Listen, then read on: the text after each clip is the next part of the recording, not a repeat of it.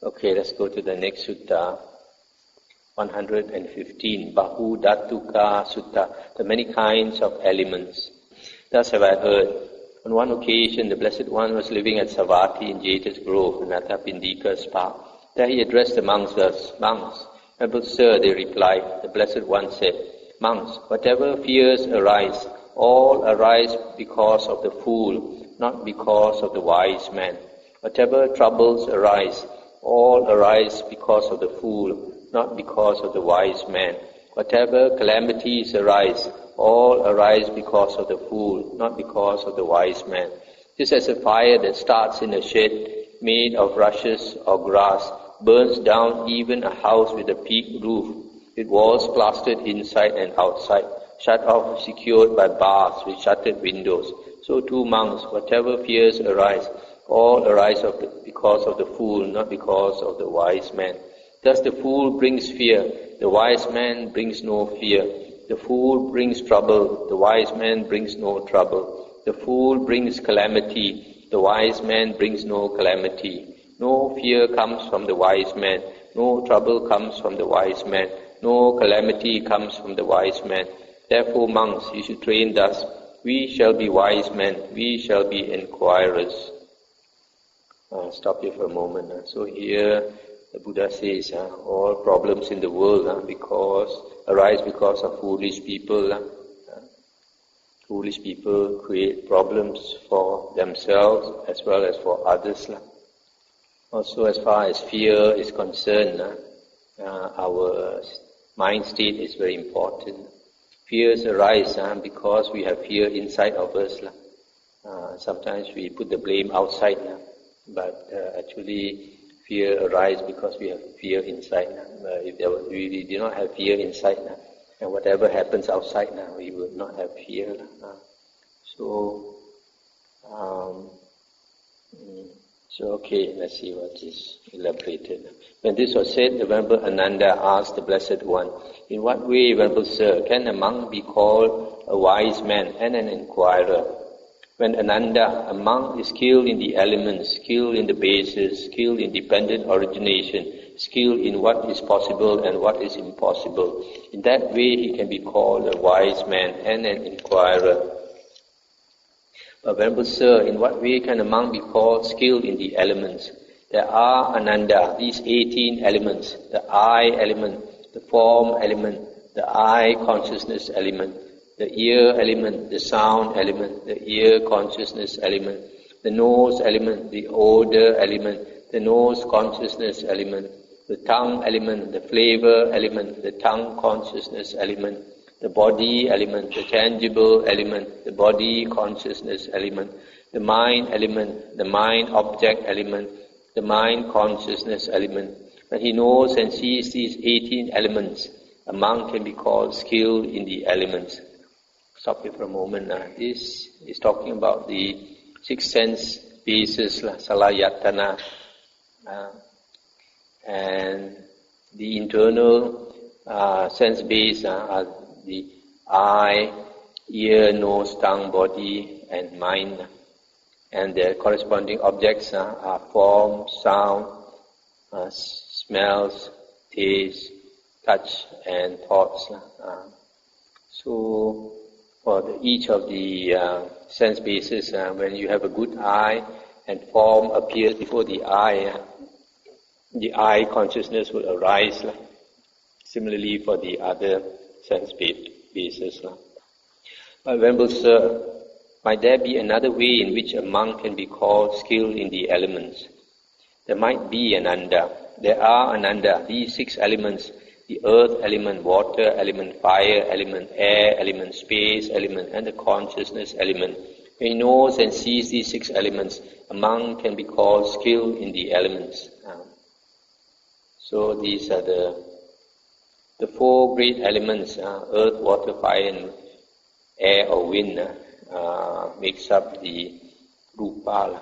Rupa is defined as the 4 great elements, or the materiality arising for the 4 great elements. So the space element and the consciousness element. Okay. Consciousness element is part of the mind. But Venerable Sir, might there be another way in which a monk can be called skilled in the elements? There might be ananda.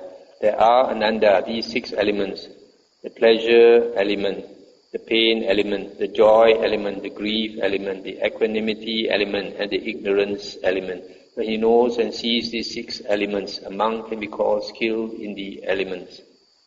So here the pleasure and pain element refers to the body, pleasure and pain. Joy and grief refers to the mental, and the equanimity element and the ignorance. When there is neither pain nor joy, and if that person is aware of it, then he feels equanimity, the equanimity element. But usually the neither painful nor pleasant feeling, because it is not like pain or pleasure, it tends to be ignored. So then you get the ignorance element. But Venerable Sir, might there be another way in which a monk can be called skilled in the elements? There might be ananda. There are ananda, these 6 elements: sensual desire element, renunciation element, ill will element, non-ill will element, cruelty element, and the non-cruelty element. When he knows and sees these 6 elements, a monk can be called skilled in the elements. So these 6 refers to the wrong and the right thoughts. Right thoughts are thoughts of renunciation, non-ill will and non-cruelty, and wrong thoughts are the opposite. But Venerable Sir, might there be another way in which a monk can be called skilled in the elements? There might be ananda. There are ananda, these 3 elements: sense sphere element, fine material element, and the immaterial element. When he knows and sees these 3 elements, a monk can be called skilled in the elements. This refers to the Kama Loka, Rupa Loka, and Arupa Loka, the sense sphere realm, the form realm and the formless realm, the 3 planes of existence in a world system. But Venerable Sir, might there be another way in which a monk can be called skilled in the elements? There might be ananda. There are ananda, these 2 elements, the conditioned element and the unconditioned element. When he knows and sees these 2 elements, a monk can be called skilled in the elements. This condition refers to everything in the world, in the universe, and the unconditioned is Nibbana. But Venerable Sir, in what way can a monk be called skilled in the bases? There are ananda, these 6 internal and external bases: the eye and forms, ear and sounds, nose and odors, tongue and flavors, body and tangibles, mind and mind objects. When he knows and sees these 6 internal and external bases, a monk can be called skilled in the bases. So this refers to the 6 sense bases, which we already mentioned just now. But Venerable Sir, in what way can a monk be called skilled in dependent origination? Here, ananda, a monk knows thus: when this exists, that comes to be. With the arising of this, that arises. When this does not exist, that does not come to be. With the cessation of this, that ceases. That is, with ignorance as condition, volition comes to be. With volition as condition, consciousness. With consciousness as condition, mentality, materiality. With mentality, materiality as condition, the 6-fold base. With the 6-fold base as condition, contact. With contact as condition, feeling. With feeling as condition, craving. With craving as condition, clinging. With clinging as condition, being. With being as condition, birth. With birth as condition, aging and death, sorrow, lamentation, pain, grief and despair come to be. Such is the origin of this whole mass of suffering. But with the remainderless fading away and cessation of ignorance, there comes cessation of volition. With the cessation of volition, cessation of consciousness. With the cessation of consciousness, cessation of mentality, materiality. With the cessation of mentality, materiality, cessation of the 6-fold base. With the cessation of the 6-fold base, cessation of contact. With the cessation of contact, cessation of feeling. with the cessation of feeling, cessation of craving, with the cessation of craving, cessation of clinging, with the cessation of clinging, cessation of being, with the cessation of being, cessation of birth, with the cessation of birth, aging and death, sorrow, lamentation, pain, grief, and despair cease. Such is the cessation of this whole mass of suffering. In this way, Ananda, a monk can be called skilled in dependent origination. In this dependent origination, the Buddha says everything in the world arises due to causes and conditions. So the basic formula, when this exists, that comes to be. Because something exists, it brings about the existence of something else. Because something arises, it causes some other thing to arise. But when something ceases, it causes some other things to cease. So, as far as suffering is concerned, the 12 links of dependent origination are stated here. First condition for suffering to arise is ignorance, ignorance of the Four Noble Truths. When we don't know the Dhamma, we keep turning in the round of rebirths, suffering. So, ignorance, because of ignorance, we have volition. Volition, basically the will to live. So it is because of the will to live that consciousness arises. Consciousness, as I mentioned before, is not an unending stream of consciousness. Consciousness arises and passes away extremely fast. In 1 second, many times this consciousness arises and passes away. Consciousness arises and passes away. So each time it passes away, it is volition, the will to live, that makes the next consciousness arise again. So consciousness keeps arising because of our will to live. So our will to live is very strong. It causes consciousness to arise. So when consciousness arises, it comes together with nama rupa, mentality, materiality, which is phenomena, what we are conscious of, makes up the world. So mentality, materiality makes up the internal world and the external world.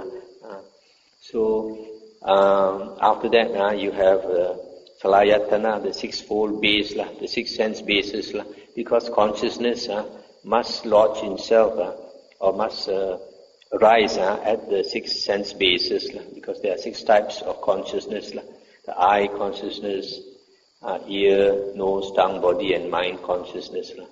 So that arises at the 6 sense bases. So that's why you have 6 sense bases. And when you have the 6 sense bases, you have contact, the internal sense base and the external sense base makes contact. And when there is contact, feeling arises. And if you have pleasant feeling, then you crave for it. You crave for it and you cling to it. Craving is followed by clinging. And because of craving and clinging, this being arises. You have this perception, I exist. I want this. I cannot live without this. So that being, that I, comes into existence. So that's why sometimes it's translated as being. Sometimes it's translated as existence. So once you have being, you see yourself existing in the world. Then you think that you are born into the world.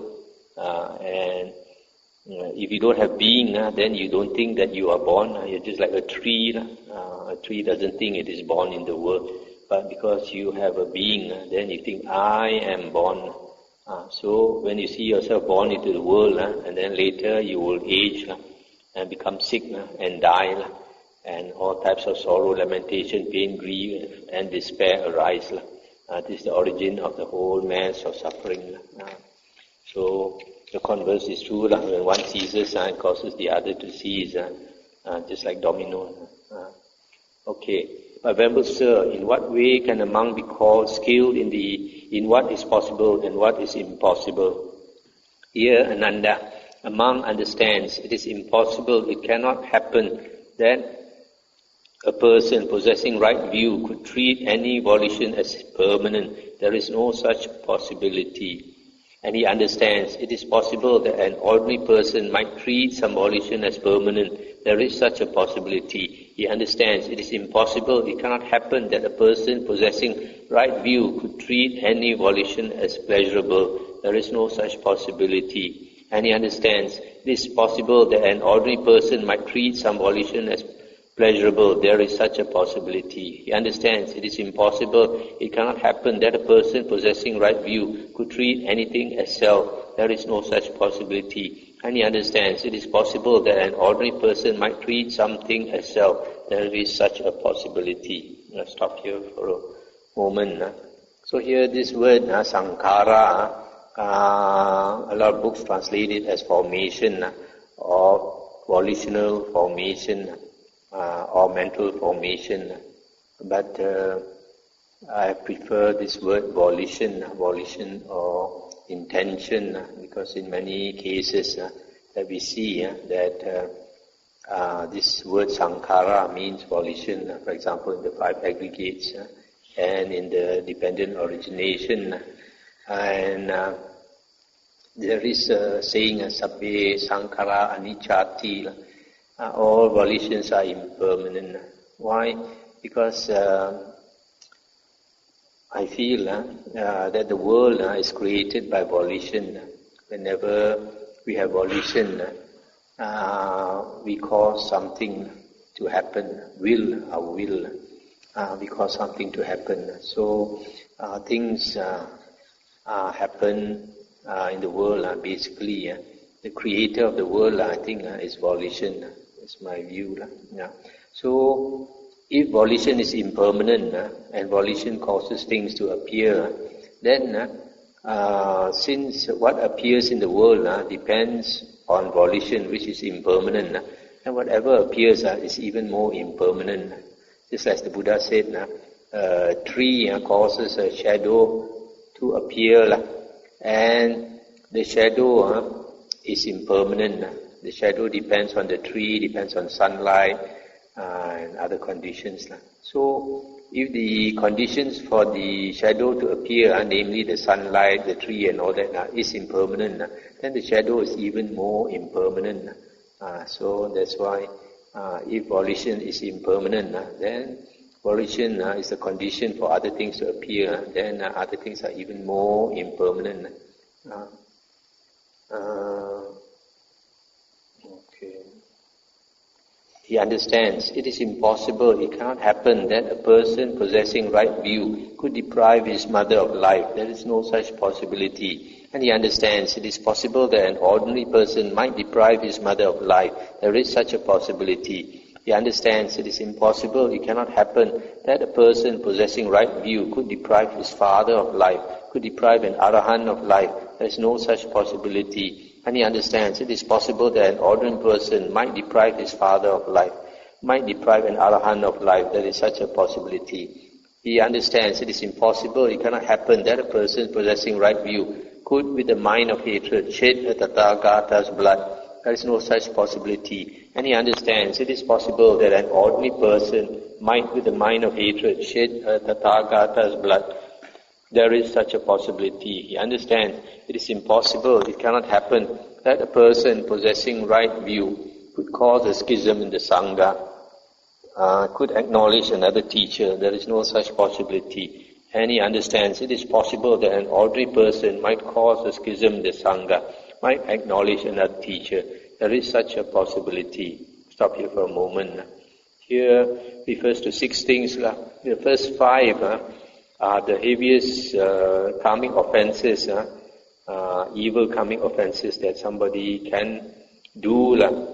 These 5 is to kill your mother, to kill your father, to kill an arahant, then to intentionally injure a Sammasambuddha, causing the blood to flow. And the 5th one is to cause a schism of the Sangha, a Sangha of monks that is in concord. You cause the Sangha to split into 2 Sanghas. So these 5 are the heaviest karmic offences a person can do. And if anyone does one of these 5 deeds, the moment he dies, he will be sure to go to hell for a long time, a world cycle at least. So the last one, the 6th one, he might acknowledge another teacher. This one, Arya, If a person becomes an Arya, a noble person, he will acknowledge that his teacher is the Buddha. Buddha acknowledge the triple gem as his refuge, and he will not follow another teacher. But an ordinary person, Putujana, can follow another teacher even after coming to Buddhism. He understands it is impossible, it cannot happen that two Arahants, Sammasambuddhas, could arise contemporaneously in one world system. There is no such possibility. And he understands it is possible that one Arahant, Sammasambuddha, might arise in one world system. There is such a possibility. He understands it is impossible, it cannot happen that two wheel-turning monarchs could arise contemporaneously in one world system. It is possible that one wheel-turning monarch might arise in one world system. There is such a possibility. In the Buddha's teachings, there is at any one time there is only one Sammasambuddha, and the Buddha mentioned that he looked into the past 91 world cycles. He only saw 6 Sammasambuddhas. So it's very difficult to meet a Sammasambuddha. But Pacceka Buddhas, there are many. We'll come across that. In the next sutta, the Buddha talks about many Pacceka Buddhas. So the same with this universal monarch, a wheel-turning monarch, is a king who is so good, he rules by Dhamma. So he's so popular that the whole world, all the countries in the world want him to rule. So he rules the whole world, the whole earth. Such a person also is very hard to come across, such a virtuous king. He understands it is impossible, it cannot happen that a woman could be an Arahant Sammasambuddha. There is no such possibility. And he understands it is possible that a man might be an Arahant Sammasambuddha. There is such a possibility. He understands it is impossible, it cannot happen that a woman could be a wheel-turning monarch, that a woman could occupy the position of Sakka Devaraja, that a woman could occupy the position of Mara, that a woman could occupy the position of Brahma. There is no such possibility. And he understands it is possible that a man might be a wheel-turning monarch, that a man might occupy the position of Sakka Devaraja, that a man might occupy the position of Mara, that a man might occupy the position of Brahma. There is such a possibility. Stop here for a moment. So here, a woman cannot become these few things, Sammasambuddha. Sammasambuddha we know because Sammasambuddha, I mentioned before, usually is Anagamin, come back the last time. So there is no more Dhamma in the world. He has to struggle extremely hard. The Buddha said that when he struggled for enlightenment, he suffered so much that nobody suffered, no ascetic suffered more than him. The Buddha said at the most, any ascetic in the past, present or future can only equal the amount of suffering he went through to attain enlightenment. So a woman cannot stand that type of hardship. A man can. And for the other positions, a woman also cannot become Mara, Sakka Devaraja, etc. He understands it is impossible, it cannot happen that an unwished for, undesired, disagreeable result could be produced from good bodily conduct, from good verbal conduct, from good mental conduct.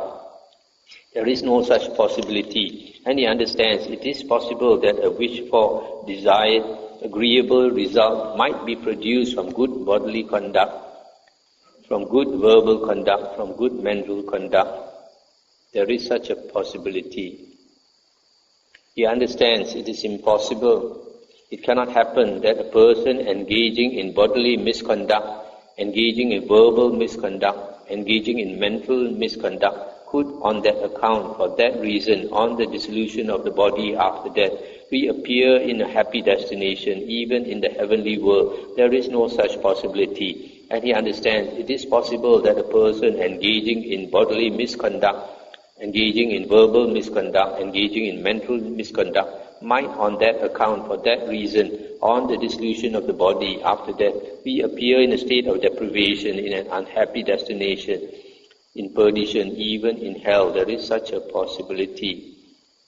He understands it is impossible, it cannot happen that a person engaging in good bodily conduct, engaging in good verbal conduct, engaging in good mental conduct, could on that account, for that reason, on the dissolution of the body after death, reappear in a state of deprivation, in an unhappy destination, in perdition, even in hell. There is no such possibility. And he understands it is possible that a person engaging in good bodily conduct, engaging in good verbal conduct, engaging in good mental conduct, might on that account, for that reason, on the dissolution of the body after death, reappear in a happy destination, even in the heavenly world. In this way, Ananda, a monk can be called skilled in what is possible and what is impossible. So here concerning karma, the Buddha says, karma is such that if you do good karma, good conduct through the body, speech or mind, the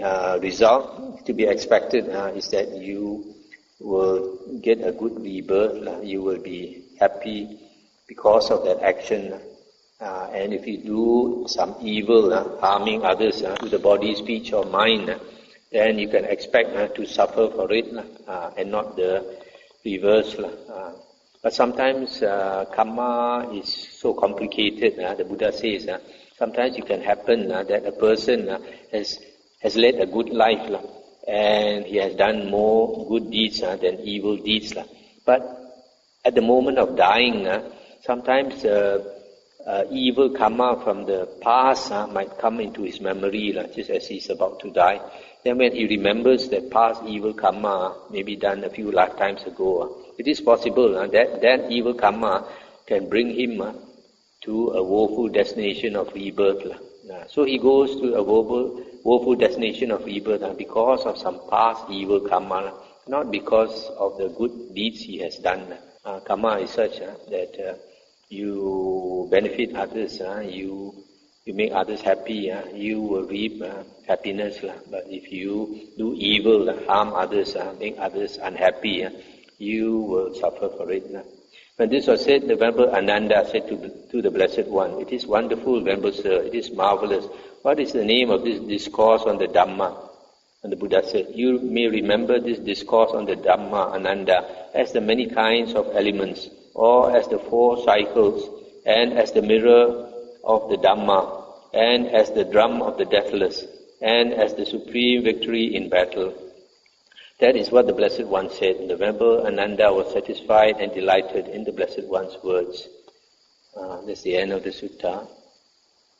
Okay, I think, let me see.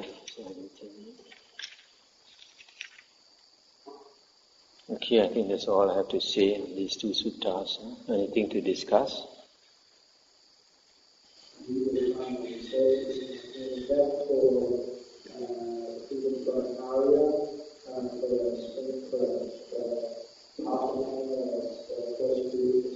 Oh no, definitely not, because we have read that Arya will never be reborn in the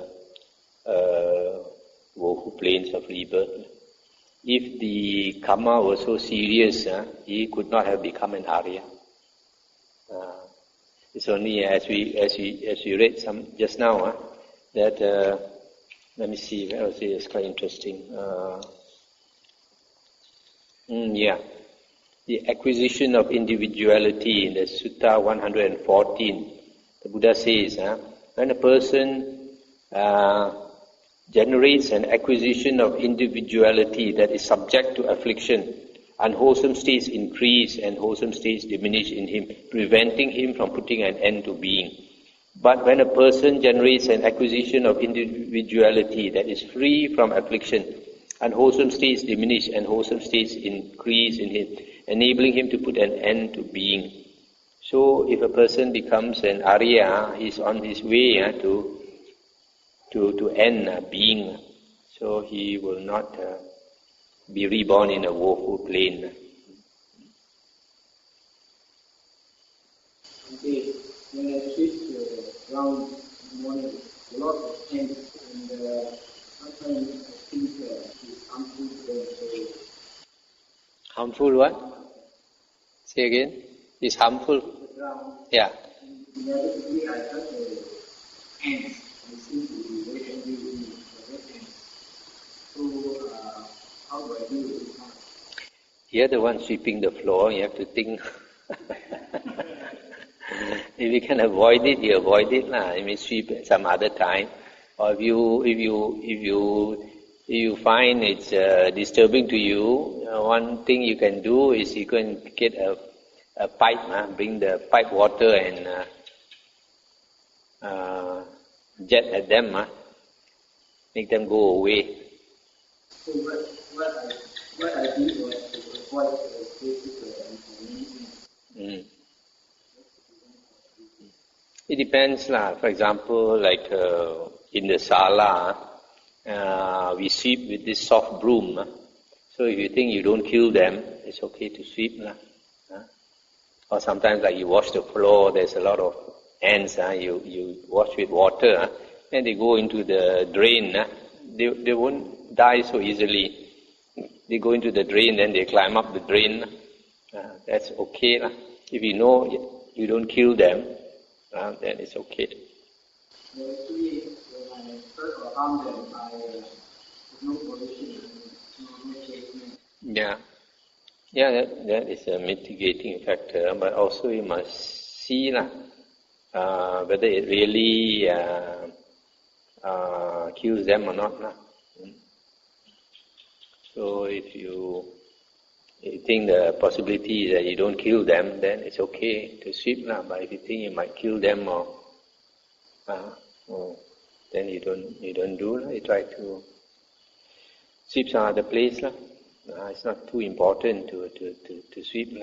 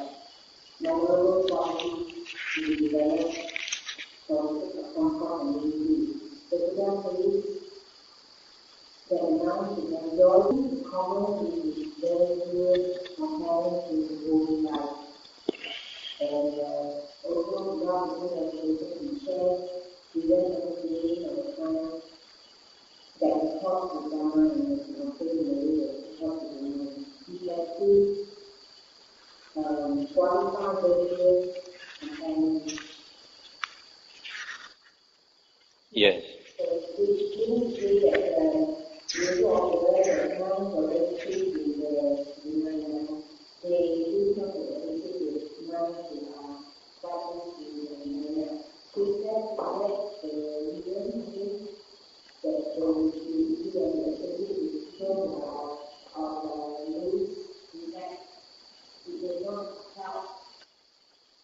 In the Vinaya, the Buddha has stated that his disciples, monks, are not allowed to have communion, that means associate with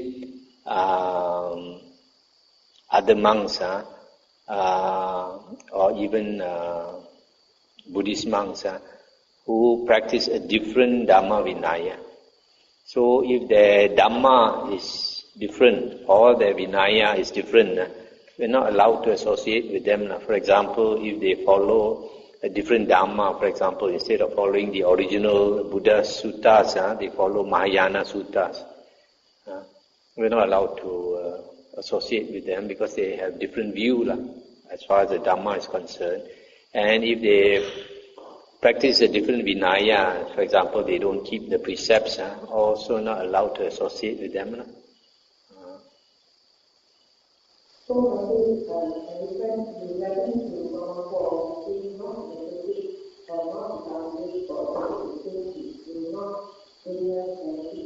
So in other words, for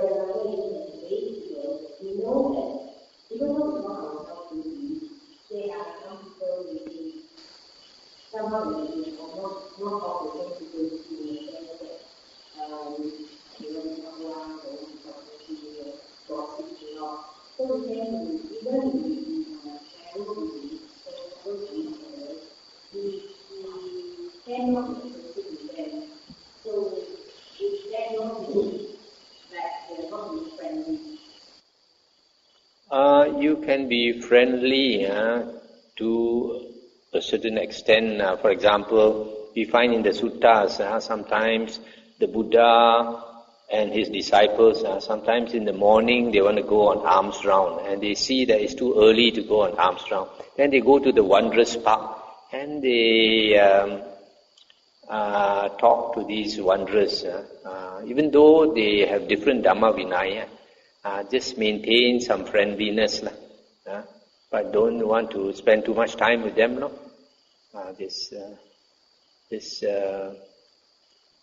even animals, we want to be friendly to them, right? So with human beings also, we can just be friendly without looking down on them. The Buddha says that if we practice the Dhamma Vinaya correctly, we don't look down on anybody, even if they don't hold the precept or they don't follow the Dhamma. We just pity them. We know they are going to not a good destination of rebirth. Some people you just can't help. They won't listen to you. So you don't need to make effort if you know they're not going to listen to you. So you just maintain some friendliness.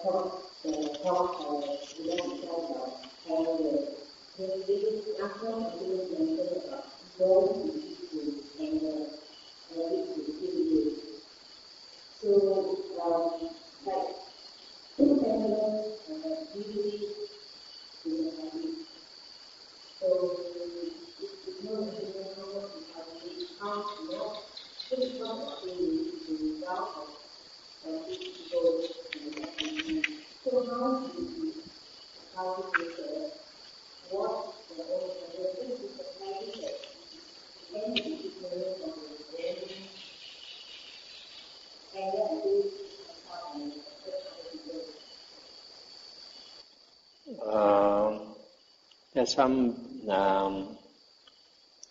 characteristics of some people which are quite difficult to change. This ill will or anger is one of them. And to overcome this, there are two ways. One is to learn the Dhamma more. When we learn the Dhamma more, then we learn to be humble, to be more humble, not to be so arrogant, not to be so domineering. You remember some of the suttas we heard the Buddha says that there are certain unwholesome states that we should get rid of, domineering character and arrogance and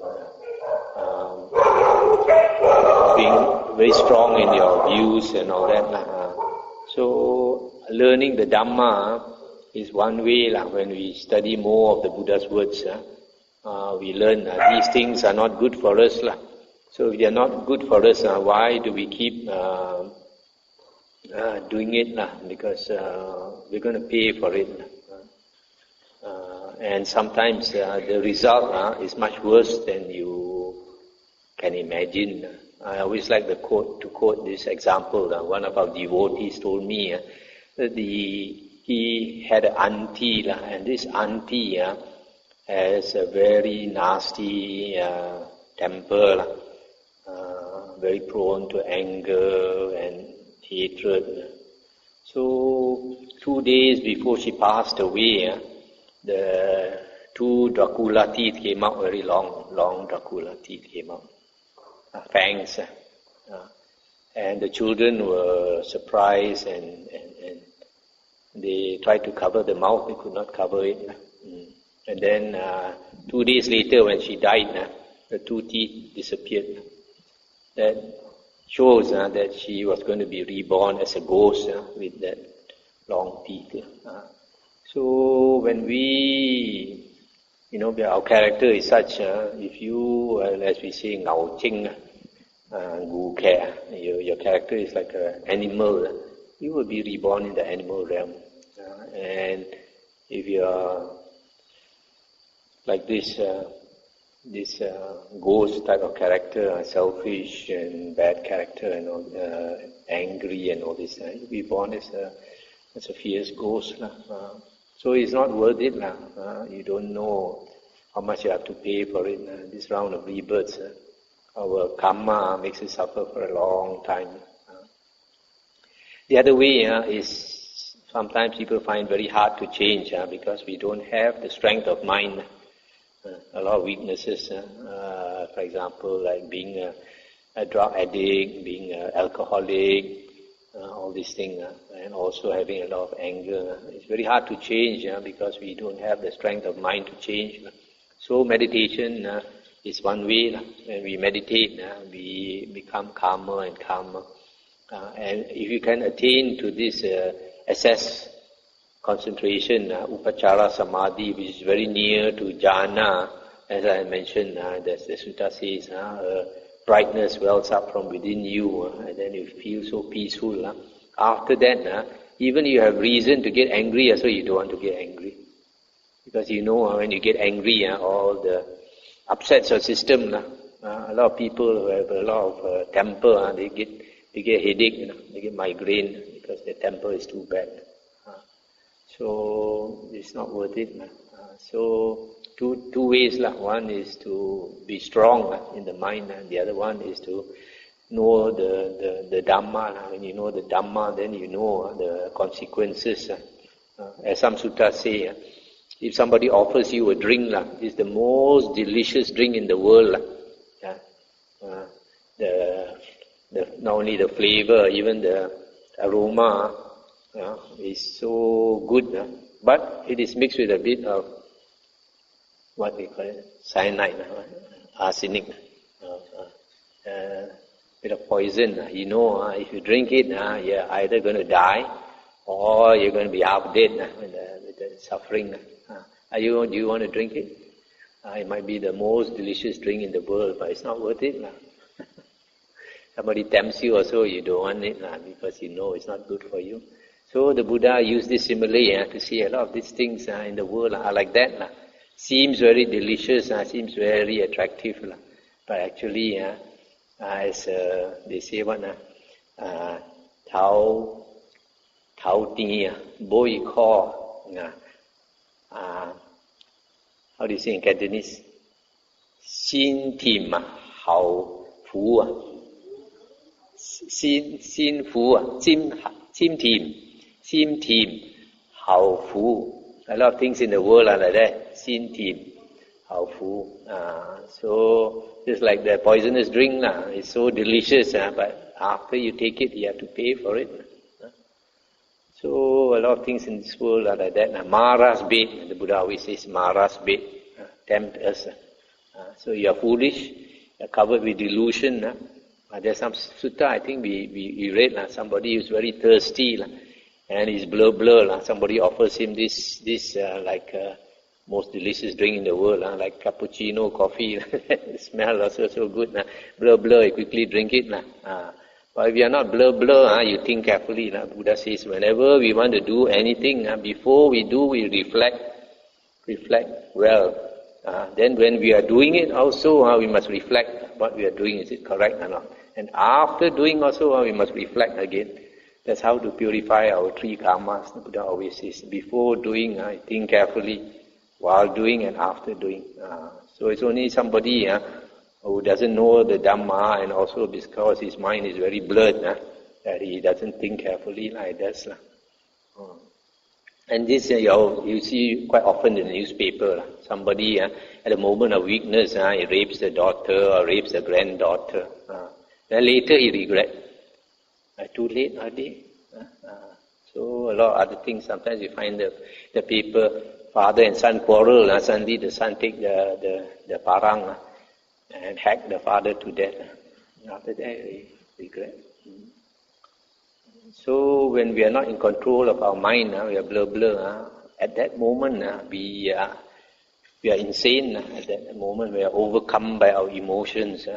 Temporarily, we are insane. We do things later we regret. That's why it's so important to learn the Dhamma and to meditate, clear our mind so that we don't be blur.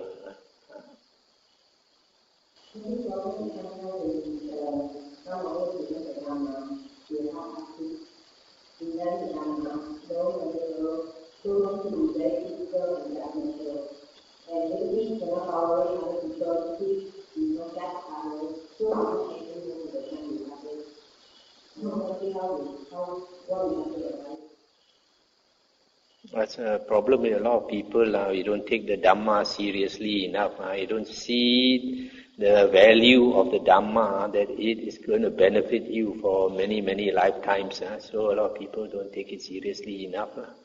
So we learn a bit of Dhamma, but after that we don't want to devote too much time. But it's worth the trouble to devote as much time as you can to learn the Buddha's words, to listen to the CDs on the Nikayas, and then after that to spend your time to meditate. Because you think about it, life is very short. How much time do we have? You don't have much time, especially if you are old, you even have less time. So whatever time we have now, if you don't use it wisely, at the end of life, you see a lot of people, they regret it. I didn't live my life properly. A few years ago, one of my monk friends, he died of cancer. When he had cancer, he didn't believe also. He didn't believe the doctor told him he had cancer. Refused to believe. And when I went to see him the last time, he told me that he realized he didn't lead a very good monk's life. Things probably he thought he should have done, he didn't do. So you see, even wear the robe already, still can waste your time. So very careful. We have to be very careful. A lot of people are like that. At the end of life, they regret this, they regret that. That's why I always tell people, in life, many things, the chance only comes once. We walk through life only once. If you don't use it properly, at the end, you regret. And you regret not just that moment, you regret for many lifetimes. When you have to pay for it, you have to suffer. So the Dhamma teaches us to be skillful in life. That's the purpose of the Dhamma, to lead a skillful life, not to lead a careless life. A lot of people lead a careless life, and then they have to pay for it with tears. Okay.